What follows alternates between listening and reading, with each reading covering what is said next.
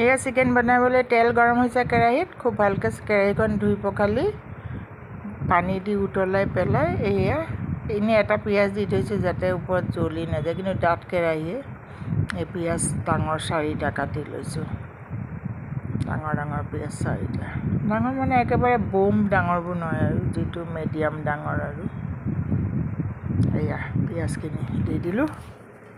ডাঙৰ 4টা পিঁয়াজ ধুনীয়াকৈ ৰঙচুৱা হওক তাৰপিছত চিকেন ধুই চালনীত থৈ দিছোঁ পানী ঝৰিবলৈ চাওকচোন ভিডিঅ'টো কমপ্লিট ভিডিঅ'টো চাব বুলি আশা কৰিলোঁ আগৰ ভিডিঅ'খিনিও চাব আৰু আহি থকা ভিডিঅ'বোৰো চাব বুলি আশা কৰিলোঁ এয়া ধুই পেলাই চালনীত পানী নিজৰাই থোৱা চিকেন ঢালি দিলোঁ ধুনীয়া লেগ পিছো আছে এয়া 2টা লেগ পিচ মানে পিছৰ ছাইডটো লৈছোঁ তেতিয়া 2টা লেগ পিচ পায় মানে এটাটো গৰ্ডন থকা ছাইড হয় এটা গৰ্ডন নথকা ছাইড কিন্তু যদি তলৰ ছাইডটো লোৱা হয় লেগৰ ছাইডটো তেতিয়াহ'লে গৰ্ডন বা ওপৰৰ হেৰিখিনি নাথাকে আৰু যিখিনি চেজ বা চিনা বুলি কোৱা হয় এয়া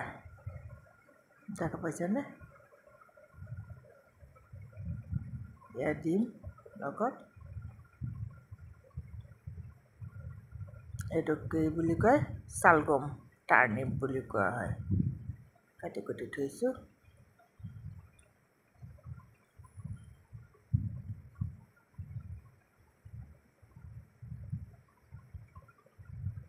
এয়া মছলাবোৰ দি আছোঁ এইটো হ'ল এভাৰেষ্ট কোম্পানীৰ চিকেন মছলা জিৰা গোটাকৈ দিছোঁ এইটোতো এটা বেলেগ কোম্পানীৰ এইটো হেৰি হয় কাশ্মীৰ গুড়া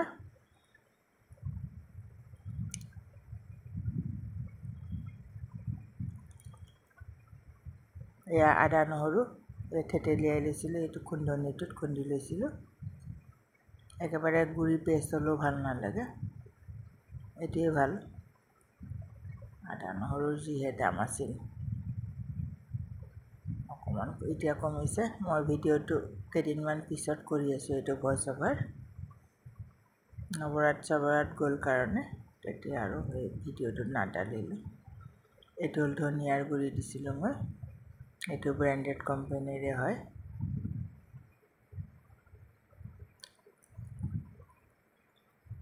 এই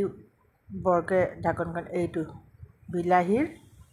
গোটেই গুটিবোৰ পেলাই নহ'লে টেঙা হ'লে ভাল নালাগে চিকেনত এইবোৰ হাইব্ৰিড বিলাহীবোৰ হয় এইটো যিটো লোকেল বিলাহী বুলি কোৱা সেইটো বৰ টেঙা হয় সেইটো মাছতহে ভাল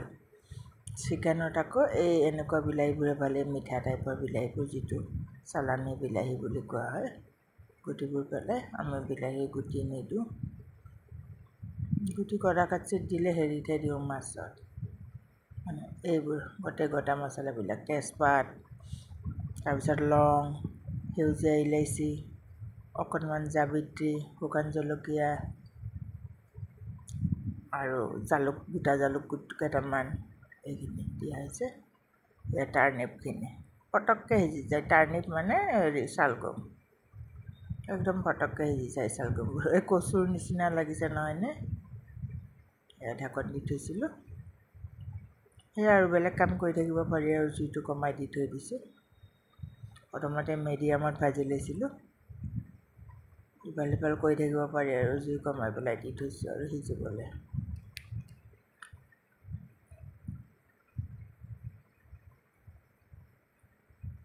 এয়া সিজিব আৰু এই অকণমানতে উদঙাই চালোঁ আৰু মাজে মাজেতো উদঙাই চাই থাকিব লাগিব লৰাই বগৰাই দি আছোঁ এয়া এই 40-50% মান হৈছে আৰু সিজাম মাছ বনোৱাটোহে দিগদাৰ মাছটো খুব ভালকৈ ধুই ভাজি লওঁতে টাইম লাগে কিন্তু মাছখিনি ভাজাৰ পিছত অৱশ্যে মাছ বনাবলৈ ইজি হয় যিকোনো চব্জি এটা লোৱা বনোৱা কিন্তু চিকেনটোত ইমান টাইম নালাগে গোটেই মছলা চছলাখিনি যোগাৰ কৰি লৈ চিকেনখিনি ভালকৈ ধুই লোৱাৰ পিছত এই প্ৰায় হৈছেগৈ আৰু এয়া দেখিছেনে এইবোৰ টাৰ্নিপবোৰ কেনেকৈ হেৰি গলি গৈছে চালগমবোৰ খুব ভাল লাগে চালগমৰ লগত চিকেন খাই খুব ধুনীয়া টেষ্টি হৈছিলে এই চিকেনখিনি, অত্যন্ত টেষ্টি হৈছিলে। এই কাশ্মীৰ গুড়া দিয়াৰ কাৰণে কালাৰটো আহিছে। খুব উৎপাত তেলখিনি যথেষ্টই দিছোঁ চিকেনৰ জোখাৰে, কিন্তু আৰু একেবাৰে এখোপা দি কালাৰটো কৰি বাহ পালে নহ'ব নহয়, আমি নিজেহে খাব লাগিব বস্তুটো বনাই। থেংক ইউ ফৰ ৱাচিং মাই ডিয়াৰ ভিউৱাৰ্ছ, বাই বাই।